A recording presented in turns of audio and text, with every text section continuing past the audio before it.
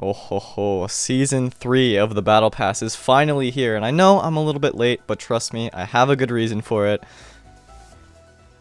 I spent so many hours on the reveal for this Mako skin that I just feel like she's mine, you know? If you look at it for long enough, if you work an entire work week for 40 seconds of a montage video, you can claim it. This Mako skin is mine, and nobody else is allowed to play her. So I'm just gonna lock in the Zol, because I wanna play Cannon.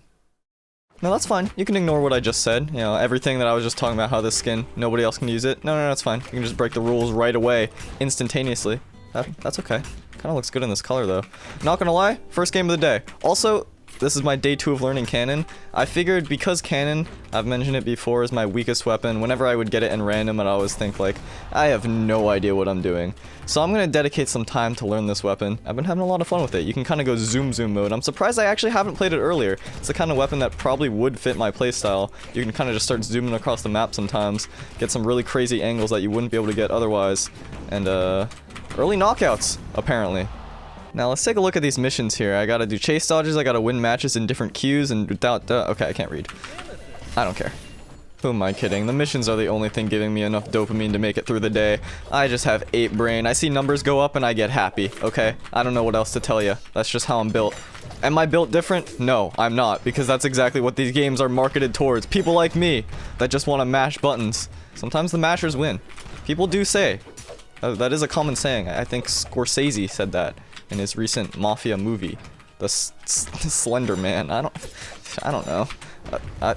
I don't know what that was, but maybe it has to do with missions, because apparently I was watching Boomy play earlier and he was just going for GCN SIGs. I don't know if this is a thing.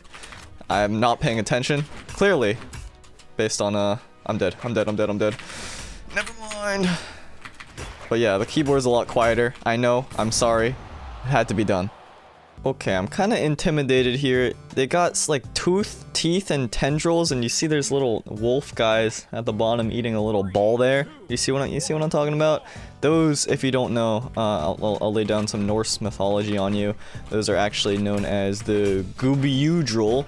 They are the twin wolf slash rabbit hybrid rat sisters, and they eat what's known as the world orb within the tree of life. Again, just some lore thrown on you from an expert over this battle pass, which, by the way, I am so glad it's been released, because I am so bad at holding on to secrets. People would ask me every single day in Twitch chat, hey, when's season 3 coming out? Oh, what's gonna be in season 3? Hey, can you leak something? No, my lips are sealed. I got diamond lips, okay? Unbreakable. I was unbreakable. I'm like that one guy in that one movie, Unbreakable, starring Will Smith. That is very wrong. What is it? Bruce Willis. Okay, sometimes I just say the first thing that comes to my head and I don't really think about it. Bruce Willis is not even close to Will Smith.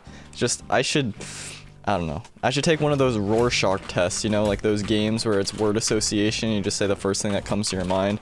Because sometimes, I don't know, I just think to myself, like, what a wonderful world. Sorry, I'm proving my point here. I am further proving my point. Thank God that game's over. I don't know what to tell you. I'm just kind of scatterbrained sometimes, I guess. I mean, we could do like a practice run through right now if we want to. Like you know, one of those, you know, just word association. It kind of gets you a sense of how you think, how your brain works. You know, this is the first thing to come to mind. Oh. No, yeah. You know what? I didn't want to play games anyway. It was a stupid idea. I'm just so stupid, and I just never. Just a big stupid head. Why don't we? Let's just talk more about Cannon, okay? Cannon, I have been enjoying it a lot. Like I mentioned, you can kind of go nuts sometimes and just. Why? Okay, so can't talk about words. Can't talk about Cannon. I guess the only safe thing so far has been Battle Pass. In which case, I'm prepared, you know? I did some reading up on Norse mythology. If you remember, wow, so long ago now when I revealed the Mako from this patch, I mentioned that I was not familiar with Norse and that I didn't know Jormungandr and, you know, all that. But I did some reading. Oh my, why? It's okay. Just talk through the pain. It's fine. Everything will be okay. What was I saying? Jormungadir?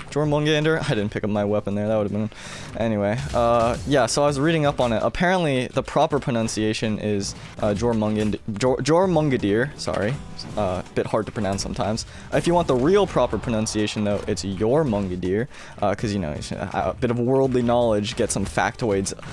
In the Norse countries, those Scandinavian boys, they pronounce J's as Y, so that's the real pronunciation. But if you want the real proper pronunciation, now this is something that I stumbled upon, only real Norse heads, by the way, Norse heads, kind of a cool name to describe people who are just super into Norse mythology, and everyone just wants to be like them, kind of a exclusive club, can only be invited, can't really join on a whim, anyway, bit of a cool thing. The way that we pronounce is Jormungadir, but I think for simplicity's sake, just so the average person, I'm sure that was just way too big brain for even anyone watching to understand, I'm sure.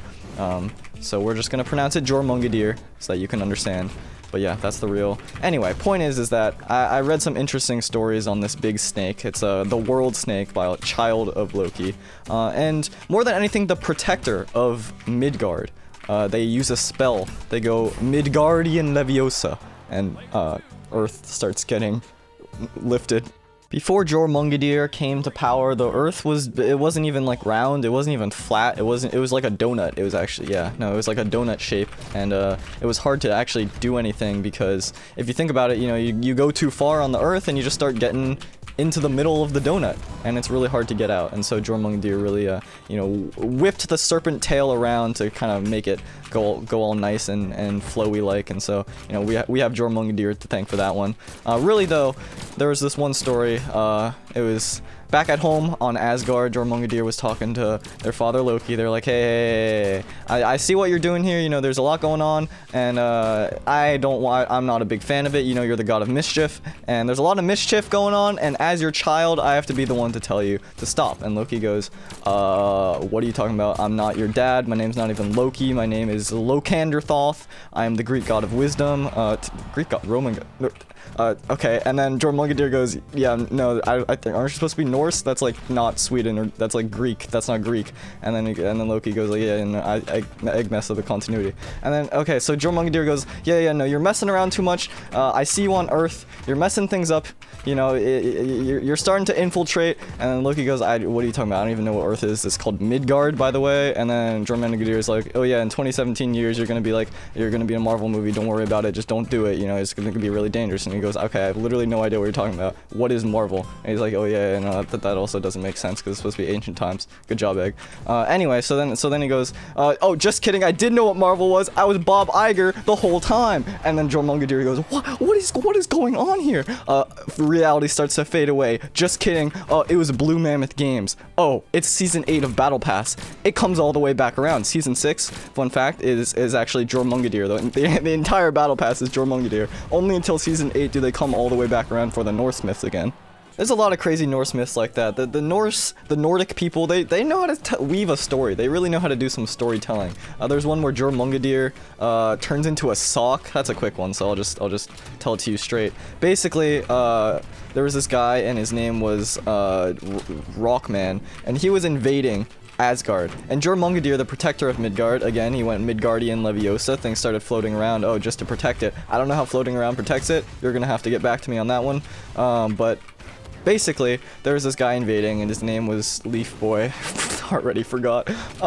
And so he was like, I gotta protect, and he had the foot of the gods. His foot was so powerful, if he stomped down, he could take down anyone that came into his way. So, what's there to do? First of all, Zeus was like, okay, I can't handle this, you gotta do it. Loki was like, I'm not even here, apparently my name is Bob Iger. And then, so Jormungadir is the last line of defense, the only one left to save the 9 realms. So, yeah, he turns into a sock, prevents the foot of the gods from attacking the plane of the gods. There's a lot of gods going on here, you know, back and forth. There's a lot of godly beings and stuff, so you gotta keep your gods and goddesses straight so that you don't get confused. But, yeah, so it turned into a sock and then protected. And then died immediately after, which was unfortunate, but, yeah, I don't like to talk about that part, because he is my favorite character. Jormungadir, definitely my favorite character. If I had to pick one, probably Percy Jackson, number 1. Number 2, Jormungandr. It's not even fair. They're part of different franchises. I think there's some studio licensing issues there. So it's like tomato, tomato, apples and oranges, apples to apples, Gringotts, goblins. End the video right now.